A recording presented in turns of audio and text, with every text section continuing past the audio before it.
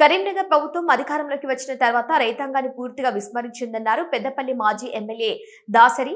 పెద్దపల్లి రైతాంగ సమస్యలను వెంటనే పరిష్కరించాలని డిమాండ్ చేస్తూ బీఆర్ఎస్ పార్టీ ఆధ్వర్యంలో కలెక్టరేట్ ఎదుట మహాధర్నా నిర్వహించారు.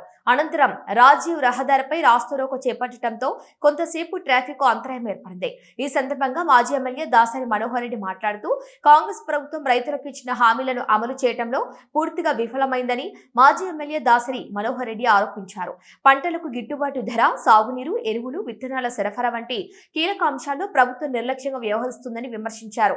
బీఆర్ఎస్ ప్రభుత్వ హయాంలో రైతు బంధు, రైతు బీమా, 24 గంటల ఉచిత విద్యుత్, సాగునీటి ప్రాజెక్టుల ద్వారా రైతాంగానికి అండగా నిలిచిందని, రైతు సంక్షేమానికి అనేక పథకాలను అమలు చేసిన ఘనత మాజీ ముఖ్యమంత్రి కేసీఆర్ కే దక్కుతుందని పేర్కొన్నారు.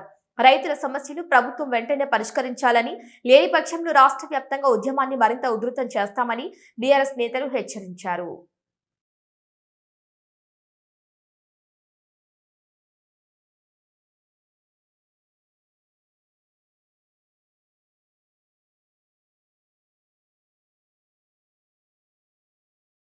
ఇలా చిత్త విచిత్రమైనటువంటి విన్యాసాలతోని రైతుల్ని ఇబ్బంది పెడుతూ రైతులను వ్యవసాయం చేసుకోనియకుండా చేస్తా ఉంది. ఇవాళ వాళ్ళ మనసుల్లో మరి నీళ్లు ఇచ్చి, కరెంట్ ఇచ్చి, మందు బస్తాలు రేటు తగ్గించినట్టయితే పుష్కలంగా పంట పండుతుంది. ఈ పంటను కొనేటువంటి పరిస్థితి లేదు. అందుకే ఈ పంట వండియద్దు, ఈ ప్రభుత్వం పంటలు కొనద్దు.